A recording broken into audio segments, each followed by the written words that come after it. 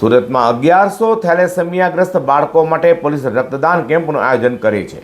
તે સુરતના કતારગામ વિસ્તારમાં ડીસીપી ઝોન 3માં ત્યાં આવતા પોલીસ પથકો દ્વારા થેલેસેમિયાગ્રસ્ત બાળકો માટે બ્લડ કેમ્પનું આયોજન કરાયું હતું, જેમાં સુરત પોલીસ કમિશનર અનુપમસિંહ ગેહલોત પણ ઉપસ્થિત રહેવા પામ્યા હતા. સુરત પોલીસના ડીસીપી ઝોન 3 પોલીસ પરિવાર દ્વારા થેલેસેમિયા પીડિત બાળકોની વહારે આવવા માટે એક ભવ્ય રક્તદાન કેમ્પનું આયોજન કરાયું હતું. કતારગામમાં આયોજિત આ રક્તદાન કેમ્પનો મુખ્ય ઉદ્દેશ થેલેસેમિયા મેજર જેવી ગંભીર બીમારીથી પીડાતા નિર્દોષ બાળકોને લોહી પૂરું પાડવાનો હતો.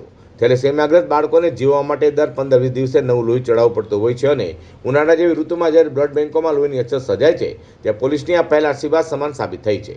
આ કાર્યક્રમના મહત્વને ધ્યાને લઈને સુરત શહેર પોલીસ કમિશનર અનુપમસિંહ ગેહલોત ખાસ ઉપસ્થિત રહેવા પામ્યા હતા. તેમણે પોતે કેમ્પની મુલાકાત લઈ રક્તદાન કરી રહેલા પોલીસ જવાનો અને નાગરિકોનો ઉત્સાહ વધાર્યો હતો. સુરત પોલીસ કમિશનર અનુપમસિંહ ગેહલોતે જણાવ્યું હતું કે સુરત શહેરમાં લગભગ આપણા 1100 જેટલા થેલેસેમિયાથી ગ્રસ્ત બાળકો છે. દર વર્ષે સુરત શહેર પોલીસ તરફથી થેલેસેમિયાના બાળકો માટે લગભગ 10,000 જેટલા બ્લડ યુનિટ ડોનેટ કરવામાં આવે છે અને એના જ ભાગરૂપે અત્યારે તમામ બ્લડ બેંકના હોદ્દેદારો સામે અમે લોકો પાસે આવીને રજૂઆત કરેલી હતી. અત્યારે સમય એવો છે કે જ્યાં બીજા રોગચાળાઓને લીધે બ્લડની જરૂરત પડતી હોય છે, ત્યારે થેલેસેમિયાના બાળકોને પણ તકલીફ પડે છે, જેના લીધે અમે જે લોકો આજે ડીસીપી ઝોન 3ના પોલીસ સ્ટેશનના વિસ્તારના તમામ અમારા અધિકારીઓ કર્મચારી અને લોકોના સહયોગથી આજે 1,000 જેટલા જોઈ યુનિટ ભેગા કરવા માટે અહીંયા બ્લડ ડોનેશન કેમ્પ ચાલી રહ્યો છે. સુરત પોલીસ દ્વારા ભૂતકાળમાં પણ કોરોના કાળ દરમિયાન લોકોની સેવા કરી હોય કે પછી રસ્તા પર નિરાધાર લોકોની મદદ કરી હોય, હંમેશા પ્રશંસનીય કામગીરી સુરત પોલીસ કરી રહી છે.